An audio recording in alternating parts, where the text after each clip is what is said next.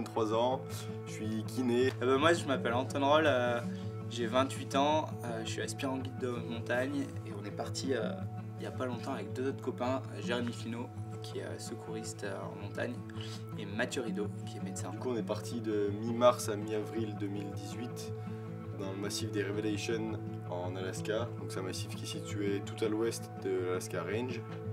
Ce qui change vraiment en Alaska, c'est qu'il n'y a pas cette lourde logistique qui est les treks d'approche comme il y a en Himalaya en expédition. Il faut tout dans un petit avion et ils nous déposent pile poil là où on met les tentes pour 3 semaines. Donc ça c'est vrai que c'était un peu ce qu'on recherchait l'année dernière et on a choisi rapidement l'Alaska quoi. Ouais. Et ce massif qui est peu exploré.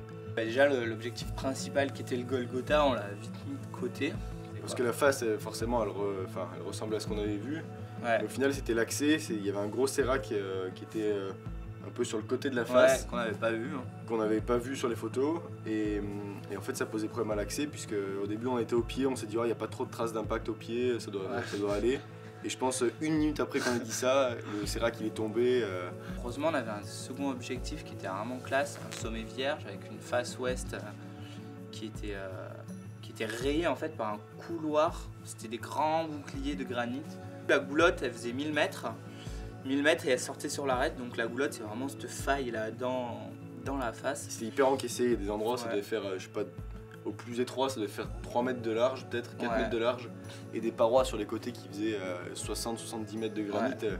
Je pense qu'on a grimpé autour de 12-13 heures d'affilée. On a fait 950 mètres d'escalade. Du coup en ouvrant quand même une ligne qui était majeure et en haut ça faisait un dévers de rochers qui était en fait je pense qu'il était infranchissable avec le matériel qu'on avait. On était vraiment dépités parce que c'était une ligne incroyable et qui sortait en plus sur un sommet vierge et on avait vraiment envie d'aller jusqu'au sommet, on s'était tous vraiment donné pour arriver jusque là et puis finalement on a vu que la ligne naturelle s'arrêtait là, ça marchait plus au-dessus. Ouais.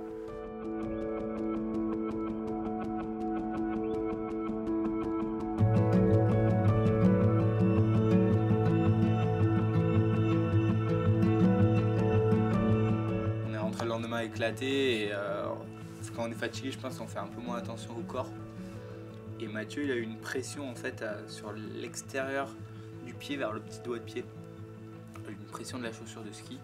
Il s'est gelé le petit orteil et donc du coup pour lui l'expé en termes d'escalade ça s'est arrêté après cette tentative.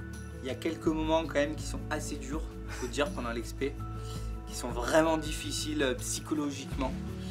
C'est pas quand on est seul dans la face en fait, c'est quand on est tous les matins au petit déjeuner avec la musique électro de Thomas.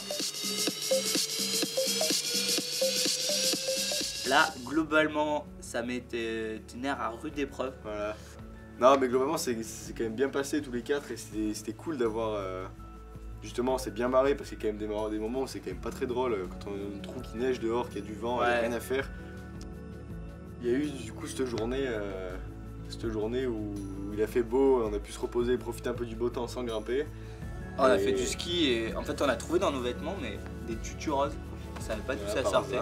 Par hasard. On s'est dit voilà on va faire un petit clin d'œil quand même aux Revelation Mountains.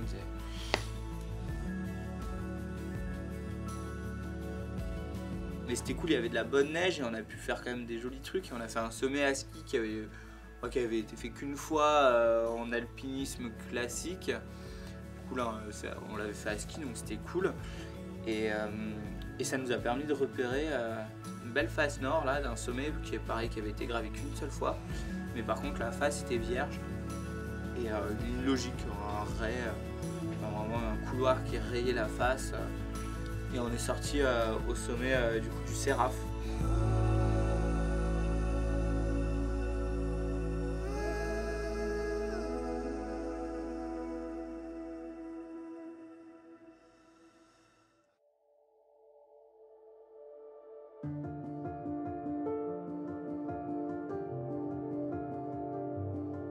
Le camp de base, il était vraiment entouré par les montagnes et dans l'axe, il y avait un sommet, l'Hydrapique, avec sa face sud-est qu'on voyait tous les jours. Mais tous les jours, tu te levais, tu regardais cette face et il y avait une ligne, vraiment un trait qui longeait en diagonale la face. Jérémy, il a fait la première longueur déjà qu'on pensait facile, ça avait l'air de faire des marches. Bon, déjà, ça devait être M6. Et la deuxième longueur, là, il était obligé de dégager toute la neige, un bouchon de neige énorme. Il dégageait le bouchon petit à petit, et puis à un moment, il s'est un peu enflammé, il a mis un grand coup de piolet, et là, il s'est pris 70 cm3 de neige. Tout le bouchon pleine qui est gueule, tombé là. sur lui, là. Et à la fin, on est sorti sur l'arête, on a remonté une belle arête Ouais. de neige facile, et on est sorti là-haut au coucher du soleil, là, c'était Coucher vraiment un du super soleil, moment. Puis ouais, puis moi je me souviens à la descente là, on était un peu fatigué, ça a commencé à être de nuit là, et on voyait du camp de base là, un petit point noir marcher vers nous. Ah oui, ouais. Et en fait c'était Mathieu qui marchait vers nous justement pour venir nous voir, pour nous féliciter, pour partager le moment avec nous, et c'était trop cool. Et au final, ouais, on était 4 et on a fini à 4 et c'est ça qui était bien.